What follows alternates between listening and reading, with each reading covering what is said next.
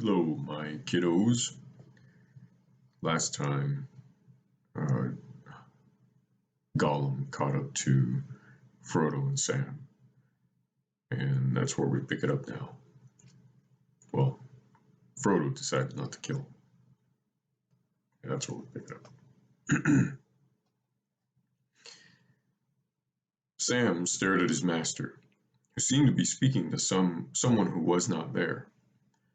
Gollum lifted his head. Yes, wretched we are, precious, he whined. Misery, misery. Hobbits won't kill us, nice hobbits. No, we won't, said Frodo. But we won't let you go either. You're full of wickedness and mischief, Gollum. You will have to come with us, that's all, while we keep an eye on you. But you must help us if you can. One good turn deserves another. Yes, yes, indeed, said Gollum, sitting up. Nice hobbits. We will come with them. Find them safe paths in the dark, yes, we will. And where are they going? In these cold, hard lands, we wonder. Yes, we wonders. He looked up at them, and the faint light of cunning and eagerness flickered for a second in his pale, blinking eyes. Sam scowled at him and sucked his teeth, but he seemed to sense that there was there was something odd about his master's mood, and that the matter was beyond argument. All the same, he was amazed at Frodo's reply. Frodo looked straight into Gollum's eyes, which flinched and twisted away. You know that, or you guess well enough, Smeagol, he said quietly and sternly.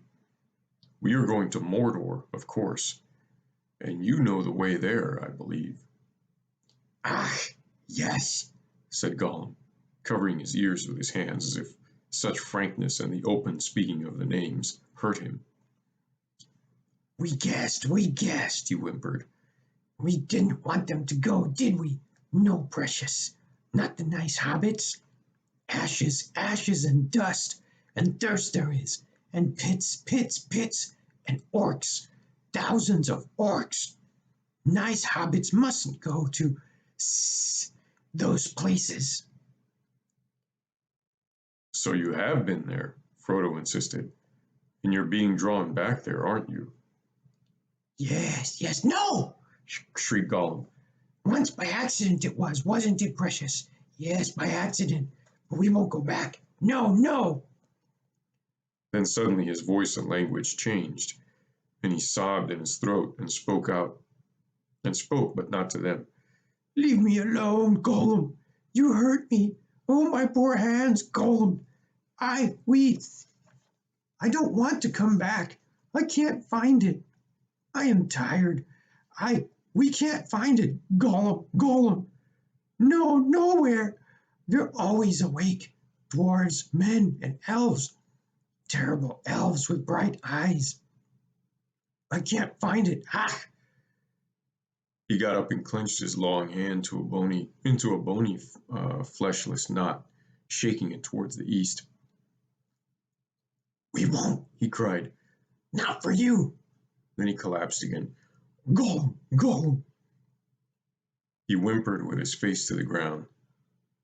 Don't look at us. Go away. Go to sleep. He will not go away or go to sleep at your command, Smeagol, said Frodo. But if you really wish to be free of him again, then you must help me. And that, I fear, means finding us a path towards him. But you need not go all the way, not beyond the gates of his land. Gollum sat up again and looked at him under his eyelids. He's over there, he cackled. Always there. Orcs will take you all the way. East to find orcs east of the river. Easy to find orcs east of the river. Don't ask Smeagol. Poor Smeagol. He went away long ago. They took his precious, and he's lost now. Perhaps we'll find him again if you come with us, said Frodo. No, no, never.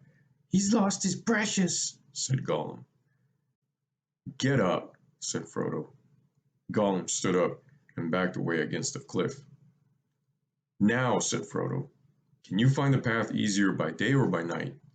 We're tired, but if you choose the night, we'll start tonight." The big lights hurt our eyes, they do, Gollum whined. Not under the white face, not yet. It will go behind the hill soon, yes. Rest a bit first, nice hobbits. "Then sit down," said Frodo, "and don't move."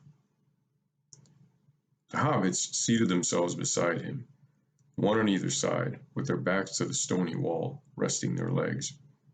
There was no need for any arrangement by word. They knew that they must not sleep for a moment.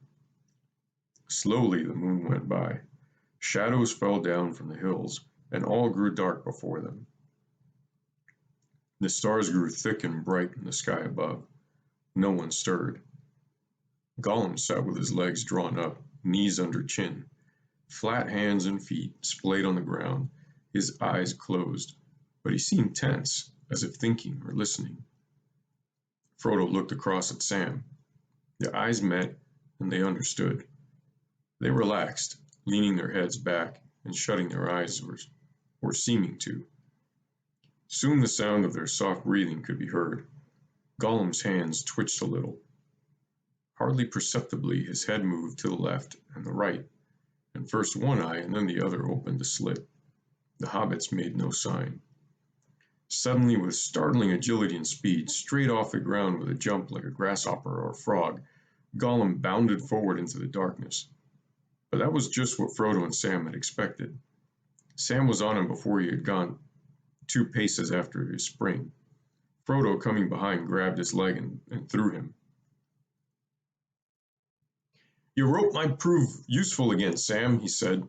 Sam got out the rope. "And where were you off to in the cold, hard lands, Mr. Gollum?" he growled. "We wonders, we wonders. To find some of your orc friends, I warrant, you nasty, treacherous creature. It's around your neck this rope I ought to go, and a tight noose, too." Gollum lay quiet and tried no further tricks. He did not answer Sam, but gave him a swift, venomous look. "All we need is something to keep a hold on him," said Frodo. "We want him to walk, so it's no good tying his legs, or his arms. He seems to use them nearly as much. Tie one end to his ankle, and keep a grip to the other end." He stood over Gollum while Sam tied the knot. The result surprised them both. Gollum began to scream, a thin, tearing sound, very horrible to hear. He writhed and tried to get his mouth to his ankle and bite the rope. He kept on screaming. At last Frodo was convinced that he really was in pain, but it could not be from the knot. He examined it and found that it was not too tight, indeed hardly tight enough. Sam was gentler than his words. "What's the matter with you?" he said. "If you will try to run away, you must be tied, but we don't wish to hurt you." It hurts us! It hurts us! hissed Gollum. It freezes! It bites! Elves twisted it, curse them! Nasty, cruel hobbits! That's why we tries to escape. Of course it is precious. We guessed they were cruel hobbits. They visits elves, fierce elves with bright eyes. Take it off us. It hurts us. "No, I will not take it off you," said Frodo. "Not unless—" He paused a moment in thought. "Not unless there is any promise you can make that I can trust." "We will swear to do what he wants. Yes, yes," said Gollum, twisting and grabbing at his ankle. "It hurts us." "Swear?" said Frodo. "Smeagol," said Gollum suddenly and clearly, opening his eyes wide and staring at Frodo with a strange light. "Smeagol will swear on the precious." Frodo drew himself up, and again Sam was startled by his words and his stern voice. "On the precious? How dare you?" he said. "Think. One ring to rule them all, and in the darkness bind them. Would you commit your promise to that, Smeagol? It will hold you. but it is more treacherous than you are. It may twist your words. Beware." Gollum cowered. On the precious, He repeated. "And what would you swear?" asked Frodo. To be very good, Said Gollum. Then crawling to Frodo's feet, he groveled before him, whispering hoarsely. A shudder ran over him as if the words shook his very bones with fear. Smeagol will swear never, never to let him have it. Never. Smeagol will save it, but he must swear on the precious. "No, not on it," said Frodo, looking down at him with stern pity. "All you wish is to see it and touch it if you can, though you know it would drive you mad. Not on it. Swear by it, if you will. For you know where it is. Yes, you know, Smeagol. It is before you." For a moment it appeared to Sam that his master had grown, and Gollum had shrunk, a tall, stern shadow, a mighty lord who hid his brightness in gray cloud, and at his feet a little whining dog. Yet the two were in some way akin and not alien. They could reach one another's minds. Gollum raised himself and began pawing at Frodo, fawning at his knees. "Down, down," said Frodo. "Now speak your promise." We promises. Yes, I promise, said Gollum. I will serve the master of the precious. Good master, good Smeagol. Gollum. Suddenly he began to weep and bite at his ankle again. "Take the rope off, Sam," said Frodo.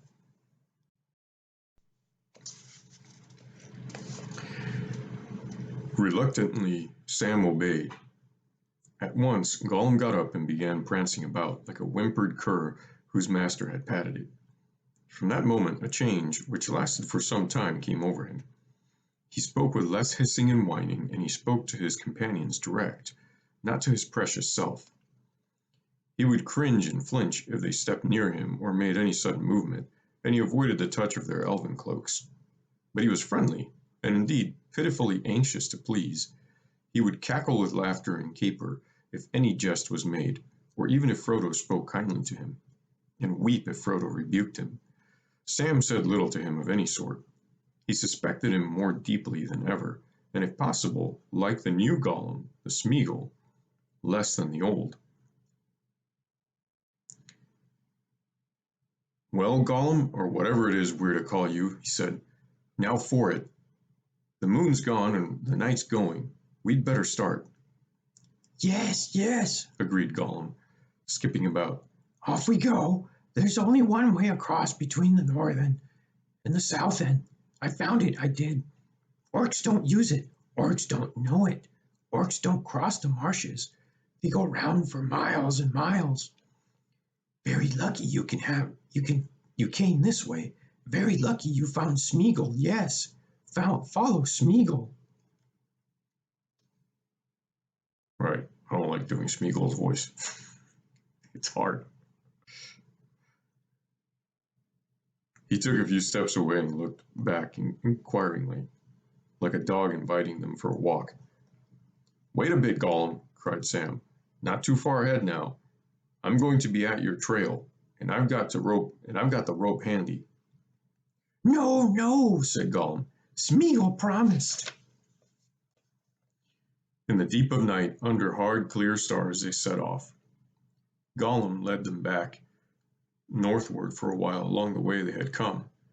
Then he slanted to the right, away from the steep edge of the Emyn Muil, down the broken stony slopes towards the vast fens below. They faded swiftly and softly into the darkness. Over all the leagues of waste before the gates of Mordor, there was a black silence. End of chapter 1 of book 4. And now chapter 2. The Passage of the Marshes.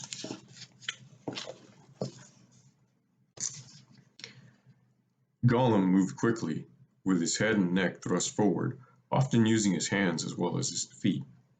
Frodo and Sam were hard put to it to keep up with him, but he seemed no longer to have any thought of escaping, and if they fell behind, he would turn and wait for them.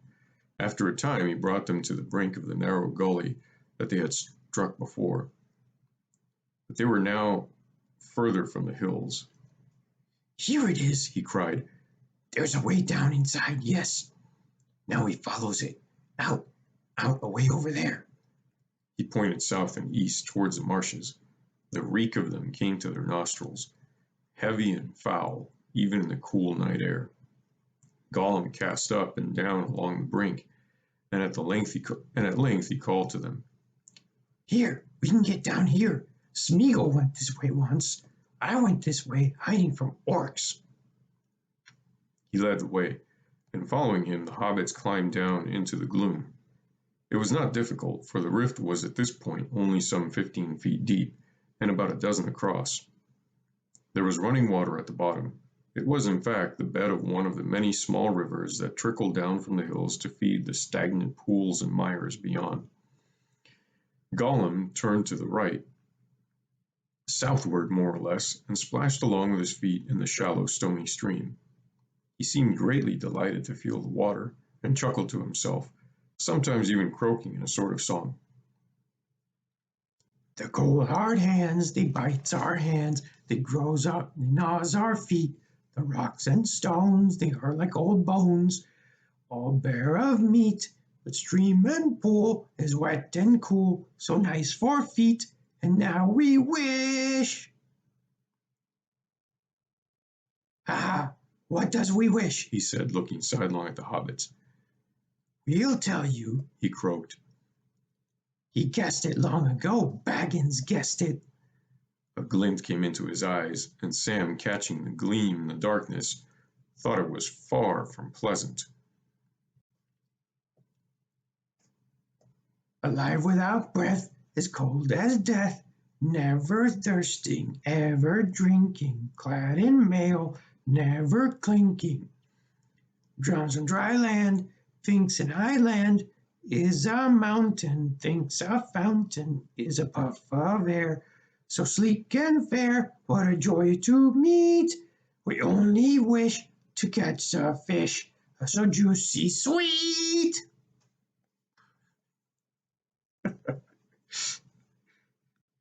These words only made more pressing to Sam's mind the problem that had been troubling him from the moment when he understood that his master was going to adopt Gollum as a guide. The problem of food. It did not occur to him that his master might also have thought of it, but he supposed Gollum had. Indeed, how had Gollum kept himself in all his lonely wandering? Not too well, thought Sam. He looks fair famished. Not too dainty to try what hobbit tastes like, if there ain't no fish, I'll wager. Supposing as you could catch us napping. Well, he won't. Not Sam Gamgee, for one. And that's where we stop tonight, kiddos, before my voice gives out. I love you always and forever, no matter what.